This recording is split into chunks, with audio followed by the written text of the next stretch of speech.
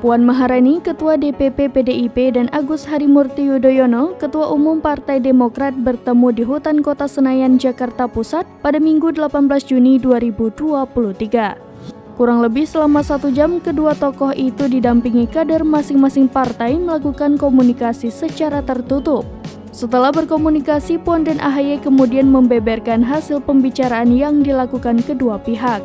Puan juga menekankan poin penting pertemuan dirinya dengan AHY adalah untuk menyepakati agar pemilu berjalan damai dan gembira. Selain itu, kata Puan, silaturahmi antar partai juga harus terus berjalan baik. Hal senada juga dilontarkan oleh AHY. Partai Demokrat sepakat agar pemilu dapat berjalan damai sehingga tidak ada polarisasi dan benturan keras antar masyarakat dampak dari pesta demokrasi itu.